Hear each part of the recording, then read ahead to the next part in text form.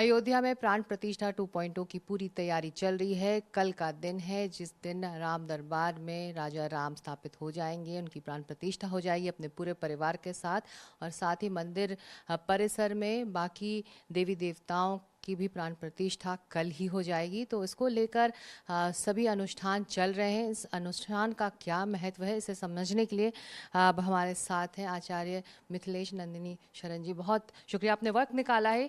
महत्वपूर्ण है, ये एक नया पड़ाव है राम मंदिर के लिए। 15 महीने बाद एक बार फिर प्राण प्रतिष्ठा हो रही है।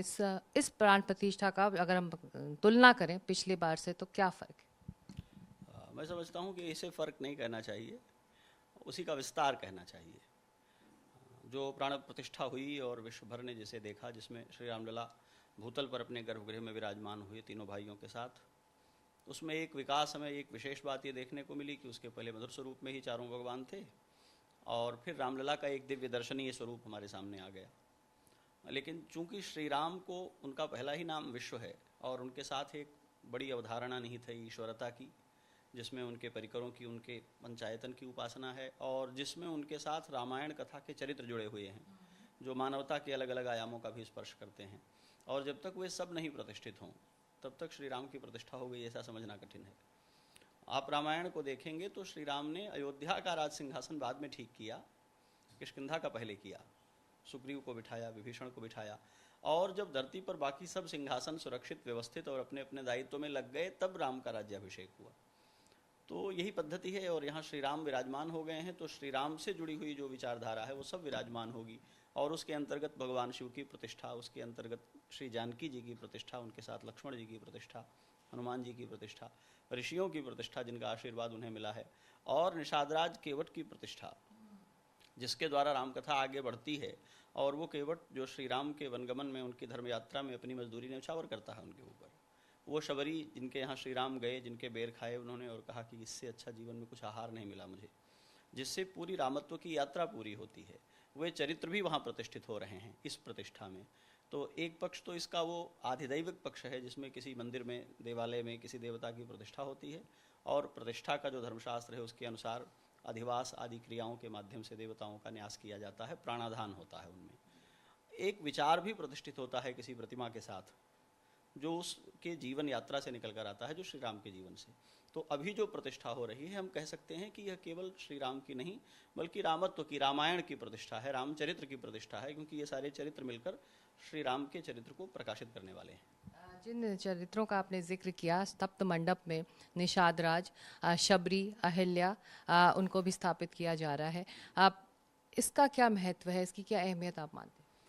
इसको जब हम श्री राम को धर्म विग्रह कहते हैं, दो आयाम हमें देखने हैं। एक तो वो आयाम है जिसमें श्री राम परब्रह्म है, परमात्मा है, और जो हमारे सारे शास्त्रों का पक्ष है और गोस्वामी तुलसीदास जी का जिस पर बहुत आग्रह है कि कोई श्री राम को परमात्मा से नीचे न समझे। राम ब्रह्म परमारथ रूपा, राम सच्चिदानंद दिनेशा इत्यादि बार बार वो कहते हैं। एक दूसरा पक्ष है जो महर्षि वाल्मीकि आगे लेकर चलते हैं और वो पूछते हैं कि धरती पर चलने वाला, मनुष्यता के आदर्श गुणों से युक्त दिव्य चरित्र कौन है। और इस प्रश्न का उत्तर देते हुए वो कहते हैं इक्ष्वाकु वंश में उत्पन्न श्री राम, क्या उनका चरित्र है? तो वो कहते हैं कि विग्रहवान धर्म, यह धर्म का मूर्तिमान स्वरूप है और वो धर्म जो मनुष्य को मनुष्य बनाए रखने में चरितार्थ होता है, जो अस्तित्व को उसके बने रहने पर भी और अस्तित्व उसके विलीन हो जाने पर उसकी आत्यंतिक फलश्रुति में विघटित कर सकता है, और उसके लिए राम उदाहरण है। तो जब हम राम को जीवन में देखने चलेंगे तो जो चरित्र रामत्व को व्यंजित करते हैं, परिभाषित करते हैं, आज की दुनिया में जो सबसे बड़े विचार हैं वो विचार है विकास की सामान्य परिस्थितियों में जो लाभान्वित नहीं हुए हैं उनको विशेष अवसर देकर आगे बढ़ाना, जैसे हम आरक्षण कहकर पहचानते हैं, या जिसमें हमें लगता है कि ये एक पुरुष प्रधान समाज रहा है और स्त्रियों को समानता का अवसर नहीं मिला है, उन्हें कुछ विशेष अवसर दिया जाए और आगे बढ़ाया जाए, नारी विमर्श कहकर पहचानते हैं। जब राम कथा आप देखते हैं तो पता लगता है कि नहीं, ये तो लाखों वर्ष पूर्व श्री राम के जीवन में ये सारी दृष्टियाँ हैं। ऋषियों के द्वारा, जो सबसे उदार और बहुत परिपक्व दृष्टि वाले लोग हैं, एक व्यवस्था के द्वारा अहल्या पर एक आरोप लगा है और उनको एक शाप मिला है और श्री राम उस शाप को मुक्त करते हैं। जड़ हुई, उपेक्षित हुई, वंचित हुई, अपने मान अपनी पहचान से तिरस्कृत हुई स्त्री को फिर से उसके स्त्रीत्व की मर्यादा में प्रतिष्ठित करने का एक अनुष्ठान है अहल्या का प्रसंग। और गोस्वामी तुलसीदास उसको रेखांकित करते हैं कि वो जो उसने खोया था वो उसने पा लिया, और वह स्त्रीत्व का मान। एक स्त्री के लिए दाम्पत्य में उसके पति के द्वारा उसका स्वीकार किया जाना बहुत मूल्यवान है, और अहल्या के पति ने उनका परित्याग किया है। और श्री राम के द्वारा अहल्या का जब स्पर्श होता है तो वो अहल्या गए पतिलोक आनंद भरी। गोस्वामी तुलसीदास कहते हैं कि उन्होंने वो पा लिया जो उन्होंने खोया था। मनुष्यता ने जो खोया है, मनुष्य की पहचान ने जो खोया है, उसको पा ले, यही श्री राम की यात्रा है। अहल्या उसका एक बड़ा पड़ाव है, वहाँ अहल्या को प्रतिष्ठित किया गया है। ये एक इतिहास है, ये एक कथा है, और इन सबके साथ ही एक गहरी प्रतीकात्मकता और संदेश भी है आज के लिए ज़्यादा, जिसकी रिलेवेंस है, जिसको हम समझ पाएंगे। क्योंकि हम इतिहास इसलिए नहीं पढ़ते कि क्या हुआ है ये जाने, इतिहास हम इसलिए पढ़ते हैं कि क्या होने वाला है ये समझ पाएं। तो हमारा हर अतीत हमारे भविष्य में घटित होता है, रिफ्लेक्ट करता है। अनुष्ठानों की बात करें आचार्य जी, बहुत छोटे छोटे अनुष्ठान हैं जिसका जिक्र लगातार पिछले 2-3 दिनों से हो रहा है। हमारे दर्शक ये समझना चाहते हैं आप किन अनुष्ठानों का महत्व क्या है और इसके क्या मायने हैं। जैसे कि कल रात हमें बताया गया कि जल अधिवास हुआ उन मूर्तियों का, उन्हें यानी कि जल में उन्हें रखा गया था। इसका क्या महत्व है, क्यों पूरी रात ये मूर्तियाँ जल में रही? जीवन 3 स्तरों पर भारतीय दृष्टि में बंटा हुआ है। एक आध्यात्मिक, दूसरा आधिदैविक, और तीसरा आधिभौतिक। वह परब्रह्म परमात्मा जो जगत के रूप में अपने को व्यक्त करता है, जिसकी लीला ये जगत है, वो जब जड़ और चेतन का भेद कर देता है, चित और अचित कहते हैं जिसको, उसमें भिन्न हो जाता है, तो जो अचित अर्थात जड़ है वो चिन्मय कैसे होगा, इसकी एक क्रिया घटित होती है जिसको प्राण प्रतिष्ठा कहते हैं। हम दर्शनों में जाएंगे या वेद और स्मृतियों के विवरण में जाएंगे तो हमें एक प्रसंग मिलेगा कि जो चिन्मय पुरुष है, जो विराट पुरुष है, उसने को अपने को अभिव्यक्त किया तो तामस अहंकार हुआ, राजस अहंकार हुआ, और मन बुद्धि चित्त अहंकार में वो प्रकट हुआ। पंच इंद्रियां प्रकट हुई, ज्ञानेंद्रियां, पंच तन्मात्राएं प्रकट हुई, पंचभूत प्रकट हुए। सरल बात यह है कि प्राणन किससे होता है, प्राण कहाँ से आते हैं। तो सामान्य रूप से हम पढ़ेंगे तो प्राण का अर्थ होता है श्वास, वायु, लेकिन जब हम ध्यानपूर्वक देखेंगे तो जीवन पंच तत्वों में निर्मित है। तो जब हम किसी देवता के विग्रह में, किसी भी पत्थर से अथवा धातु से निर्मित विग्रह में उसकी चिन्मयी प्रतिष्ठा करना चाहते हैं, उसकी चेतना को उसमें डालना चाहते हैं, तो जिन जिन चीज़ों से प्राणन होता है, शास्त्रों के द्वारा चिन्हित ऐसी कुछ चीज़ों के साथ देवता का अधिवास कराया जाता है। जैसे अन्न से हमारा पोषण होता है, अन्न जीवन धारक है, तो अन्नाधिवास कराया जाता है, उसको एक निश्चित अवधि के लिए अन्न में रखा जाता है, क्योंकि अन्न से ही शरीर का पोषण है। गीता में भगवान ने बार बार अन्न की चर्चा, वेदों में अन्न की चर्चा, अन्नम वै ब्रह्म कहा गया है, तो उससे उसमें प्राणन होता है। जल से हमारा जीवन है, तो जल में उसका अधिवास कराया जाता है। उसका तात्पर्य है, अलग अलग द्रव्य जो शास्त्रों में गए हैं उनके अनुसार उस प्रतिमा में भौतिक सत्ता से जहाँ जहाँ कहीं से प्राणन होता है, उसके साथ उसका अधिवास करा के उसको जीवन देने की, जोड़ने की क्रिया, कि वो जैसे शिल्प जहाँ से उठाया गया वो तो पदार्थ जड़ था, अब उसमें जीवन कैसे प्रवेश करेगा। तो जीवन प्रवेश करता है, अल से जीवन प्रवेश करता है, जल से जैसे गंध का तो पुष्पाधिवास होता है, तो पुष्प से क्या होगा, तो गंध का प्रभाव होगा। गंधवती पृथ्वी है तो हमारे भीतर जो पृथ्वी तत्व है उसका जागरण हो जाएगा, जल तत्व का जागरण हो जाएगा, अग्नि तत्व का जागरण हो जाएगा, आकाश तत्व का जागरण। तो पंचभूतों का जब जागरण हो जाएगा तो पंच तन्मात्राएं जग जाएंगी, शब्द स्पर्श रूप रस गंध। तो जब पंच तन्मात्राएं जग जाएंगी तो इनका ग्रहण करने वाली जो हैं वो इंद्रियां जागृत हो जाएंगी, नेत्र हैं, कान हैं। तो फिर हम ये मानते हैं कि मंदिर में विराजमान देवता देखता है, वो सुनता है, वो अनुभव करता है। हम फूल चढ़ाते हैं तो इसलिए नहीं कि वो मुरझा जाए और उन्हें ये हम जानते हैं कि हमारा आराध्य इस फूल की गंध का अनुभव करता है। हाँ, हम इसकी जो क्रिया है, प्राणन करने की जो क्रिया है, वही प्राण प्रतिष्ठा है।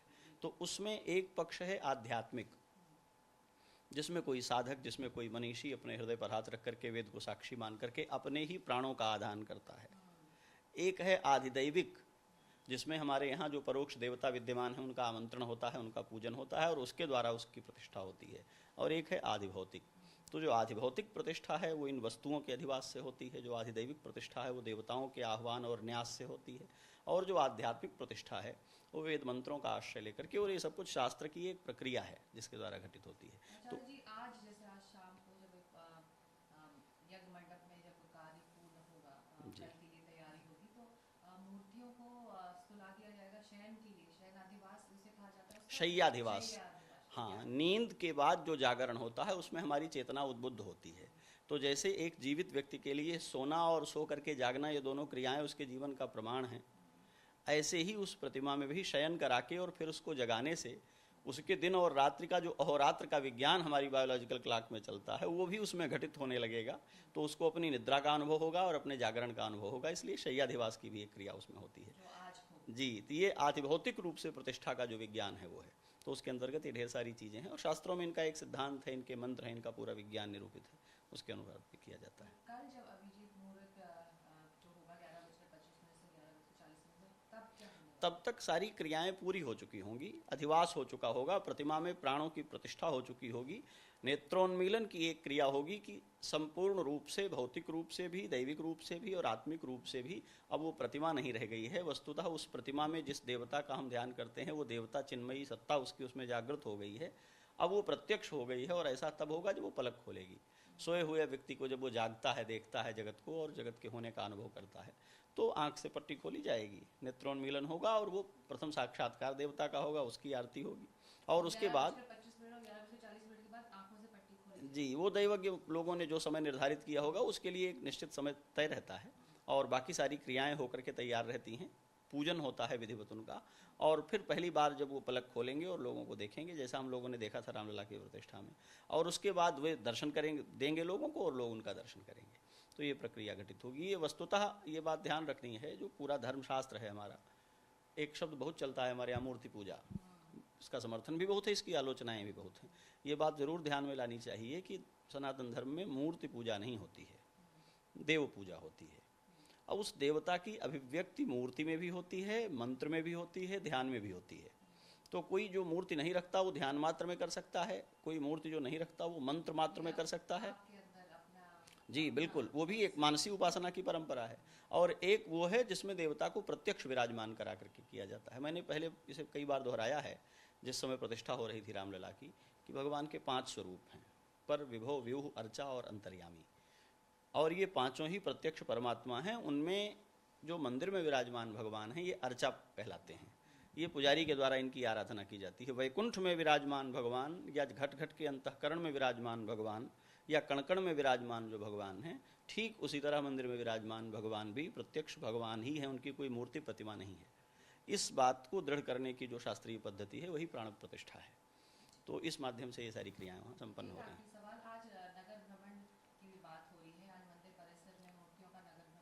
जी जी जी उसके 2 कारण होते हैं। एक बार गर्भगृह में देवता के प्रवेश कर जाने के बाद उसकी मर्यादा इतनी अधिक होती है कि फिर निकल करके बाहर घूमना उसका संभव नहीं है। और बहुत से ऐसे लोग हैं जो स्वास्थ्य के कारण या किसी भी व्याघात के कारण मंदिर में जाकर उसका दर्शन नहीं कर पाएंगे, तो जहाँ कहीं है वहाँ कैसे उस देवता का ध्यान करेंगे। तो उस प्रतिमा में जिस देवता की प्रतिष्ठा की जानी है उसकी उदारता, उसकी महानता का ये लक्षण है कि वो एक बार नगर भ्रमण करके, जो लोग चलकर उस तक नहीं आ सकते हैं वो उनके दरवाजे से होकर के गुजरता है, ताकि सब लोग उसका दर्शन कर लें और सबके अंतःकरण में उसकी एक छवि हो जाए। तो जब कोई नहीं भी दर्शन करने आएगा तो जहाँ है वहाँ से उसका ध्यान करके उसका पूजन कर सकता है। बहुत बार ऐसा होता है कि हम मंदिर नहीं जा सकते, तो दर्शन कैसे होगा, तो हम जहाँ हैं वहाँ हम देखे हुए का स्मरण करते हैं, ये मानसिक दर्शन है। तो इसलिए वो नगर भ्रमण करके जो लोग पहुंचने में असमर्थ हैं, जो लोग वहां तक नहीं आ सकते हैं, उनको भी दर्शन मिल जाए, इसलिए ये परंपरा है कि एक बार नगर दर्शन कराया जाता है तो उनकी शोभा यात्रा निकलती है और उसमें कोई पात्र अपात्र का विचार नहीं है। परंपरा में ये कि बाहर निकलें, जहाँ शहर में या नगर में, लेकिन इस बार यहाँ मंदिर परिसर में हो रहा है। तो निर्भर करेगा कि व्यवस्थागत रूप से क्या संभव है। जैसे नगर दर्शन का अर्थ यह है कि मान लीजिए किसी नगर का रेडियस 50 किलोमीटर है, तो जो शोभा यात्रा निकलेगी वो 50 किलोमीटर निकलेगी, जरूरी नहीं है। वो कोई पथ चिन्हित करेंगे किसी भी नगर दर्शन में। जैसे ये बात तकनीकी तौर पर कोई कह सकता है कि नगर दर्शन था तो भीतर ही क्यों घुमा लिया, तो मैं इसे इस तरह कहूँगा कि फिर अगर कोई दिल्ली में प्राण प्रतिष्ठा कर रहा होगा तो उसके नगर दर्शन का रास्ता क्या होगा? क्या वो दिल्ली के सारे रास्तों पर घूमेगा? वो किसी एक परिक्रमा पथ को चिन्हित करेंगे जिस पर घूमेंगे, तो बाकी नगर तो छूट जाएगा क्योंकि सारा नगर उसी रास्ते पर नहीं है। तो ये देखना होगा कि व्यवस्थागत रूप से कब क्या करना संभव है। राम मंदिर के लिए सुरक्षा के बहुत सारे विषय हैं जिनका ध्यान रखना होता है, मर्यादा के, और विग्रह बहुत विशाल और बहुत महत्वपूर्ण हैं। अयोध्या बहुत भीड़ भरी और सुरक्षा के कारणों से घिरी हुई जगह है, तो उसमें देव के विग्रहों को लेकर के बाहर घुमाने में यदि उन देवताओं के प्रति ही कोई अपचार हो तो फिर पूजा करने में तो पाप हो जाएगा। तो इसलिए जो आचार्य हैं, जो व्यवस्था निर्धारित करते हैं, वो हर बार ये देखते हैं कि जितना संभव विधि हो वो की जाए और जिसमें कोई आशंका हो अनिष्ट की उसको टाला जाए। देवताओं के विग्रह बड़े सुकुमार हैं, उनका अलंकार हो गया है, उनका वस्त्राभूषण से सज्जा हो गई है। किसी ने श्रद्धा भर करके फूल और चावल फेंक दिया और कहीं जहाँ नहीं लगना चाहिए वैसे लगा, किसी देवता का आभूषण, किसी देवता के अंदर प्रत्यंग का कोई वस्त्र कहीं गिरा, तो ये दर्शन ही अमंगल माना जाएगा। तो इसलिए इन सब बातों का भी ध्यान रखना होता है। तो नगर दर्शन और अयोध्या का तो बृहत्तर परिधि है, 5 कोस में घुमाएंगे। तो कोई कहेगा तो अयोध्या तो 14 कोस में है, क्यों नहीं घुमाई गई? और अगर ये 14 कोसी परिक्रमा कर दें तो कहेगा ये 84 कोस की अयोध्या थी, क्यों नहीं घुमाई गई? जो संभव हो वो किया जा सकता, किया जाना चाहिए। और विधि आचार जो हैं वो देश काल सापेक्ष होते हैं, ये बात ध्यान रखनी है। तो ये विचार नहीं है जहाँ जो सब जगह जा सकता है, ये आचार है, ये समय और स्थान की सीमा में ही घटित हो सकता है, इसलिए उसके अनुसार किया जाएगा। राजा राम का स्वरूप कैसा होगा इसको लेकर उत्सुकता है, आपके मन में भी है? जी, मेरे मन में उत्सुकता कम है, आह्लाद और प्रसन्नता ज़्यादा है। राजा राम का स्वरूप कैसा है यही समझ करके हम लोग साधु होकर के बैठे हैं। बाकी देश और दुनिया भी राजा राम का स्वरूप समझे और उसको इस बात का पता चले कि राजा वो नहीं है जो जनता के सिर के ऊपर किसी बड़े सिंहासन पर बैठता है। राजा वो है जो अपना सिंहासन छोड़ करके जनता के दुख, उसकी विपन्नता, उसकी तकलीफ़ों में उसके बीच घूम करके उसको महसूस करता है और ठीक करता है। इसीलिए राम जाने जाते हैं। तो श्री राम की आज जब प्रतिष्ठा हो रही है और फिर वो नगर दर्शन के लिए निकल रहे हैं, तो फिर से एक बार उन राजाधिराज श्री राम के यहाँ, जिनका नाम लेकर के लोग धन्य हो जाते हैं, उनके यहाँ केवट की प्रतिष्ठा हो रही है, उनके यहाँ शबरी की प्रतिष्ठा हो रही है। जिस शबरी ने सारा जीवन त्रेता में गुजार दिया श्री राम की प्रतीक्षा करते हुए, महर्षि वाल्मीकि ने जिसको कहा शबरिया पूजिता सम्यक रामो दशरथात्मजा, शबरी ने श्री राम की सम्यक पूजा की।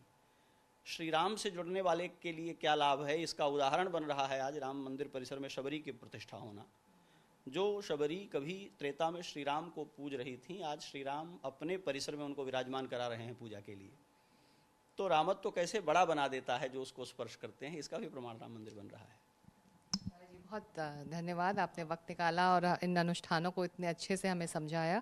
तो सबकी नज़रें 5 तारीख की तरफ हैं जब प्राण प्रतिष्ठा की मुहूर्त होगा और जब उसके बाद राजा राम का स्वरूप और बाकी देवी देवताओं का जो स्वरूप है, जो मंदिर परिसर में दूसरे मंदिर बनाए गए हैं वहाँ पर ये देवी देवता स्थापित होंगे। उनका स्वरूप क्या होने वाला है, इस पर से पर्दा कल उठ जाएगा।